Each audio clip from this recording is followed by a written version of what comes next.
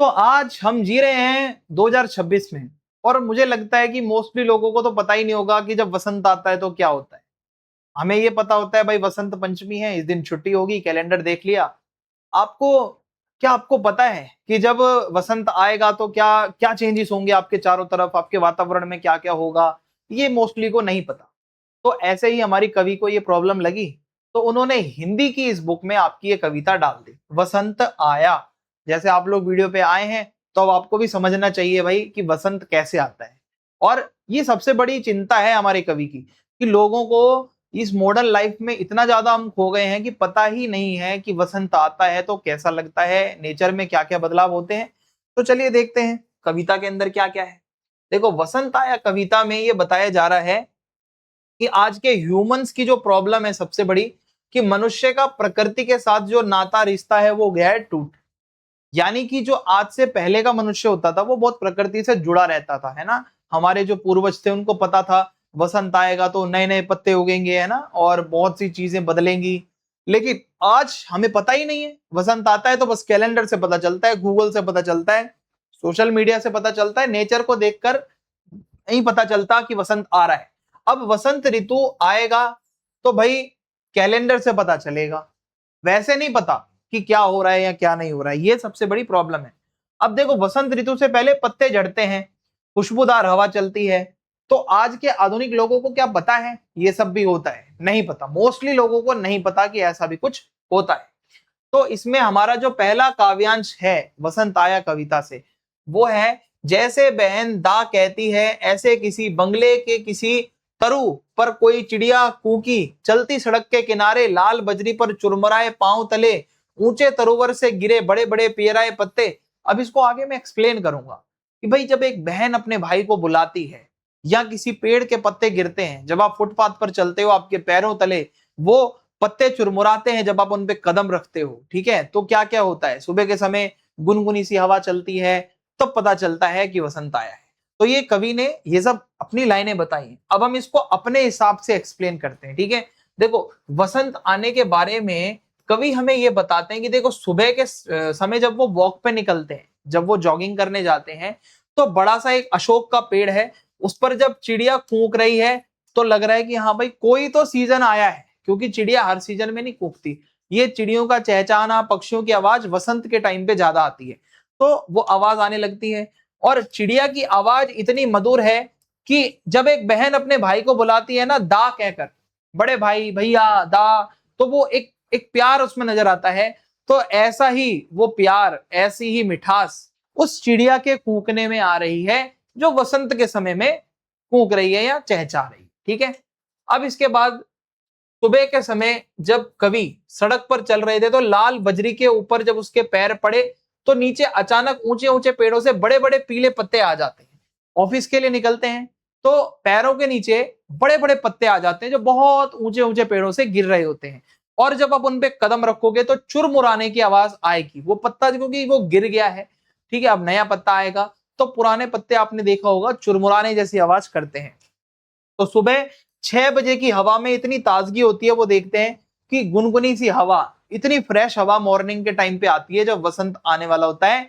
तो लगता है मानो वो गर्म हबी, मतलब जो एकदम वो हवा है, अभी अभी जस्ट गर्म पानी से नहाकर आई हो, ऐसी गुनगुनी सी हवा आती है। यह सुबह की ताजा हवा फिरकी की तरह गोल गोल घूमती हुई सी आई और चली गई। यानी कि जब ये हवा आती है तो ऐसा लगता है फिरकी की तरह ऐसे ऐसे ऐसे घूमती हुई आती है और फटाफट से आकर चली जाती है। और ऐसे ही चलते चलते फुटपाथ पर कवि को पता चला, जब नेचर में ये सब देखा, चिड़ियों का कूकना, पत्तों का गिरना और मिठास भरी हवा, खुशबूदार हवा, इसका मतलब जो एहसास है वो सब देखना, तो पता चल गया कि भाई वसंत आ चुका है, ठीक है। तो ये हमारा पहला काव्यांश था। आई होप आपको बहुत अच्छे से दिमाग में फिट हो गया होगा। आगे है, और यह कैलेंडर से मालूम था, अमुक दिन अमुक बार मदन महीने की होवेगी पंचमी। दफ्तर में छुट्टी थी यह था प्रमाण, और कविताएं पढ़ते रहने से यह पता था कि दहर दहर ढहकेंगे कहीं ढाक के जंगल, आम बोर आवेंगे रस रस गंध से लदे, फदे दूर के विदेश के वे नंदनवन होवेंगे यशस्वी। यानी कि इसमें और डिटेल में बताया जा रहा है कि जब कैलेंडर को देखा तो कवि को पता चल रहा है कि भाई वसंत आ गया। इसको ध्यान से समझो कि जब वसंत आया तो कवि ने देखा कैलेंडर में कि हाँ भाई वसंत आ गया है, और जब पता चला कि भाई कैलेंडर में देखकर कि उस दिन छुट्टी है तो पक्का कंफर्म हो गया वसंत पंचमी है, वसंत आ गया है, क्योंकि ऑफिस नहीं जाना। क्योंकि ये वसंत पंचमी के बारे में नेचर से उसको नहीं पता चला, वसंत पंचमी है ये उसको कैलेंडर से पता चला। तो कवि बताता है कि भाई वो कविताएं भी पढ़ता रहता था और उसने ये पढ़ा था कि जब वसंत ऋतु आती है तो प्रकृति में क्या क्या चेंजेस देखने को मिलते हैं। बहुत सी चीजें हैं प्रकृति में जो बदल जाती है वसंत के आने पर। जैसे पलाश के जो पेड़ होते हैं उस पर लाल लाल फूल उगने लगते हैं, आम बोर भी वसंत के मौसम में ही आते हैं। तो ये सब कुछ बदलाव हैं प्रकृति के। जब ये सब चेंजेस होंगे तो मान लो, समझ जाओ कि हाँ अब वसंत आ चुका है। ये सब कवि ने कविताएं पढ़ रखी थी ऑलरेडी, वहां से पता चला। तो कवि कहता है कि वसंत के आने पर ना केवल पृथ्वी के बाग बगीचे बल्कि इंद्रदेव के नंदन वन में भी सुगंधित सुंदर सुंदर फूल खिलते हैं। यानी देवी देवताओं तक ये वसंत का जो आगमन है ये महसूस होता है, सिर्फ इंसानों तक नहीं। और वसंत के फूलों का रस पीकर भंवरे और कोयल भी अपना अपना प्रदर्शन और अच्छे से करने लगते हैं तरीके से, है ना, जब उनका भी मस्त मूड हो जाता है एकदम रस वगैरह पीकर। और ये सब चीजें इसमें बताई गई हैं। कवि कहता है देखो भाई मुझे नहीं पता था कि एक दिन ऐसा भी आएगा कि जब इंसानों को वसंत के आने का पता कैलेंडर देखकर चलेगा, वरना इंसानों को तो पता ही नहीं है कि वसंत आ गया है। कैलेंडर से छुट्टी से पता चल रहा है, अदरवाइज नो आइडिया, पता ही नहीं है वसंत आ रहा है कब जा रहा है। ठीक है, तो ये थी वसंत आया कविता। अब इसी में कवि का पार्ट सेकंड भी दिया हुआ है। इस कविता का नाम है तोड़ो। तोड़ो, इसमें आपको पता चलेगा कि दिमाग में कुछ ऐसी कहते हैं ना गंदगी होती है जिसको समय से निकाल देना चाहिए। बहुत सी नेगेटिव सोच आपको जो अच्छा काम करने से रोकती है। तो तोड़ो कविता कुछ इसी बारे में हमें बताती है। तो ये कविता कुछ इस प्रकार है कि तोड़ो तोड़ो तोड़ो ये पत्थर ये चट्टाने, ये झूठे बंधन टूटे तो धरती को हम जाने। सुनते हैं मिट्टी में रस है जिससे उगती दूब है, अपने मन के मैदानों पर व्यापी कैसी ऊब है, आधे आधे गाने। ये काव्यांश समझते हैं। इसमें कवि क्या कहना चाहता है देखो। कवि कहता है कि अगर हमें धरती पर खेती करनी है ना, आपको अगर कुछ उगाना है तो सबसे पहले आपको क्या करना पड़ेगा कि भाई तोड़ना होगा उन पत्थरों को, उन चट्टानों को जो भी उस भूमि पर है, तभी आप कुछ उगा पाओगे। जब तक पत्थर नहीं टूटेंगे तब तक मिट्टी उपजाऊ बनेगी नहीं। मिट्टी उपजाऊ नहीं होगी तो भाई बीज अंकुरित होगा नहीं। फिर है जब खेती के लिए सबसे बड़ी बाधा है जो उसका बंजर होना, तो कोशिश करो कि आपके मन में जो ऐसी चीजें हैं, जो आपके अंदर की ऊब है, जल्दी से आप चीजों से बोर हो जाते हो, तो वो सब आपके साथ नहीं होना चाहिए। आप इसी चीजों में बंधे हुए हो, ये आपकी बाधा है। तो जब मन थक जाता है, किसी काम में इंटरेस्ट नहीं होता, तो आप अच्छे से अच्छा काम नहीं कर पाते। यदि मन में एक्साइटमेंट नहीं होगी तो आप कुछ नया कर ही नहीं पाओगे, क्रिएटिव कर ही नहीं पाओगे। तो इसको तोड़ो। कवि कहता है प्रकृति और मानव मन की सुंदर तुलना, कि जैसे धरती पर चट्टाने और कांटे हैं ना, हमारे मन में भी पुरानी घटिया सोच है। वहां पर पत्थर और चट्टाने और वो कांटे नई चीजें उगने नहीं दे रहे हैं। आपके मन की ये गंदी और पुरानी सोच आपको कुछ नया करने नहीं दे रही है। तो जैसे उन पत्थरों चट्टानों को तोड़ना है, अपने मन के अंदर के भी इन थॉट्स को तोड़ो और निकालो।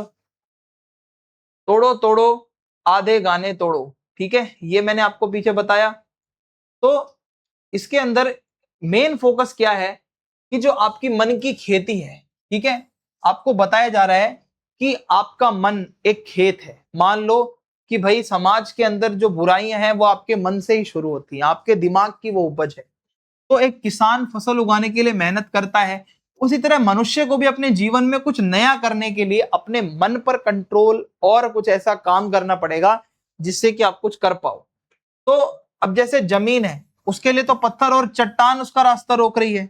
मन के लिए है आपका अंधविश्वास, आपकी पुरानी सोच, समाज की जो कुछ बुरी प्रथाएं हैं, इनको छोड़ो, तभी आप आगे बढ़ पाओगे, तभी आप कुछ कर पाओगे। तो कवि कहता है अपने मन की उदासीनता दूर करो, मेहनत करो, ये बोरियत भरी जिंदगी मत जियो। फिर है समतल बनाना, यानी कि देखो खेत को समतल करने का मतलब होता है जैसे खेत ऊबड़ खाबड़ है, उसको समतल करोगे तभी तो कुछ उगाओगे उस पर। तो जब मनुष्य भी अपने मन से अपना डर, अपना हिचक, बुराइयां निकाल देगा तभी कुछ अच्छा हो पाएगा। समतल करो भाई मन को और अपनी क्षमता को पहचानो। हर इंसान के अंदर कुछ नया सोचने समझने की शक्ति होती है, लेकिन होता क्या है, वो शक्ति आपके अंदर दबी रहती है, क्योंकि हम समाज के पुराने बंधनों में बंधे रहते हैं और हमारे मन में वो नकारात्मकता, नेगेटिविटी, बोर्डम है ना, चीजों को लेकर जल्दी बोर हो जाते हैं, वो रहता है। तो इसको हटाओ। तोड़ो तोड़ो तोड़ो, ये ऊसर बंजर तोड़ो, ये चरती परती तोड़ो, सब खेत बनाकर छोड़ो। मिट्टी में रस होगा ही जब वह पोसेगी बीज को।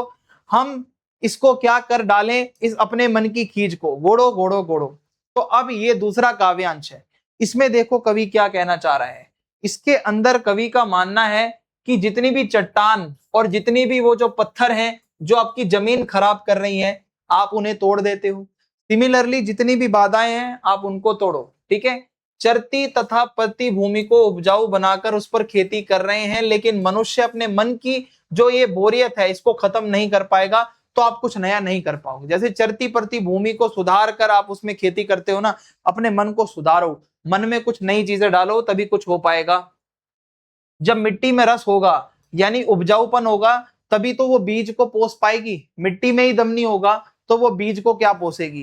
तो फिर यही बीज आगे चलकर फसल बनता है। यानी कि जब तक आपके मन की बाधाएं नहीं निकलेंगी, तब तक वो कुछ नया विचार रूपी बीज आएगा ही नहीं, कुछ होगा ही नहीं, ठीक है।